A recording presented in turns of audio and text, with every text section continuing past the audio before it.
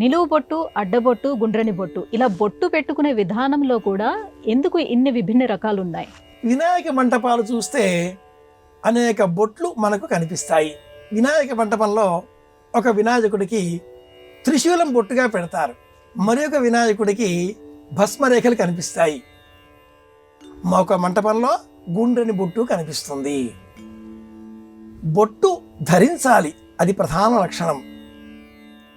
ప్రధానమైన 3 మార్గాలు ఏవైతే ఉన్నాయో అద్వైతం, విశిష్టాద్వైతం, ద్వైతం, ఈ 3 కూడా బొట్లను ఆధారంగా తీసుకోవడంతో లోకంలో ప్రచారార్థం అద్వైత మతాన్ని అనుసరించేవారు, అలాగే వీరశైవం అనుసరించేవారు భస్మం ధరిస్తారు, అడ్డుబొట్టు అంటారు.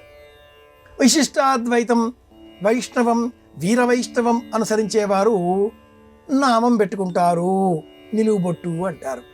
పోనీ ఈ నిలువుబొట్టు ఒకటిగా ఉన్నదా అంటే మళ్ళీ ఇందులో అనేక రూపాలు, వడగలై తెంగలై అంటూ 2 రూపాలు, యు ఆకారంలో వై ఆకారంలో అంటూ మనం సూక్ష్మంగా చెప్పుకునే ప్రయత్నం చేద్దాం. ఈ 2 మాత్రమే కాకుండా వైష్ణవంలో నిలువుబొట్టులో పచ్చబొట్టు మధ్యలో ఎరుపు, పచ్చబొట్టు దిగువన ఎరుపు, కేవలం తెల్లబొట్టు మధ్యలో ఎర్రబొట్టు, కేవలం పచ్చబొట్టు మధ్యలో తెల్లబొట్టు, ఇలా నిలువు బొట్లలో కూడా అనేక రూపాలు, వారి వారి దర్శన శాస్త్రాలు, గురువు పీఠాన్ని అనుసరించి, యతీశ్వరుల బోధన అనుసరించి అనేక రూపాలు మారుతూ వస్తూ ఉన్నాయి. గుండ్రని బొట్టు మధ్వ ధర్మాన్ని సూచిస్తుంది. వారు దాన్ని అంగారము అంటారు. భోజనం చేసే ముందు అరటి ఆకు, ఎండిపోయిన అరటి ఆకును లేక బొగ్గును తీసుకువచ్చి నీటితో తడిపి ఆ నలుపు బొట్టును వారు చందనంగా పెట్టుకుంటారు. ఈ నలుపు బొట్టు పెట్టుకుంటే భోజనం అయిపోయింది అని అర్థం. గంధం బొట్టు పెట్టుకుంటే భోజనం సిద్ధంగా కూర్చున్నారు అని అర్థం. గంధం బొట్టు పైన కుంకుమ బొట్టు కూడా పెట్టుకున్నారా, భోజనం అయిపోయింది అని అర్థం. కేవలం భస్మం పెట్టుకున్నారా, స్నానం అయింది అని అర్థం. పూర్వకాలంలో బొట్టు వెనుక ఇంత కథలు ఉండేవి.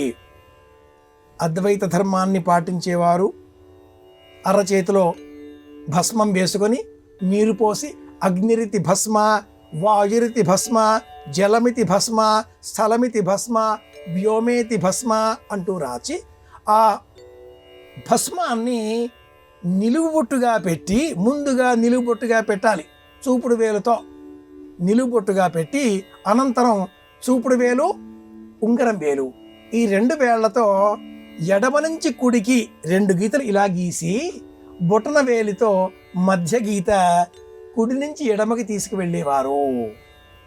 ఇది త్రిపుండ్రములు లేదా 3 అడ్డుబొట్లు శివ సంబంధంగా పెట్టుకునే సంప్రదాయం. 3 వేళ్ళు ఇలా అద్దించేసి ఇలా లాక్కోవడం కాదు సుమా. ఇడా పింగళిక మధ్య సుషుమ్న అనేంత బోధ ఇక్కడ ఉంది.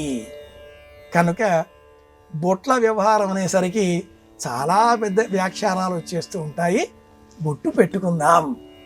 మనం ఏ ధర్మానికి చెందిన వారమో తెలుసుకొని ఆ ధర్మాన్ని అనుసరిస్తే మరింత మంచి ప్రయోజనాన్ని సాధించగలిగిన వాళ్ళం అవుతాం. కృష్ణ పరమాత్మ చెప్పాడు కదా, స్వధర్మే నిధనం శ్రేయః పరధర్మో భయావహః. కనుక మన ధర్మాన్ని మనం అనుసరిద్దాం.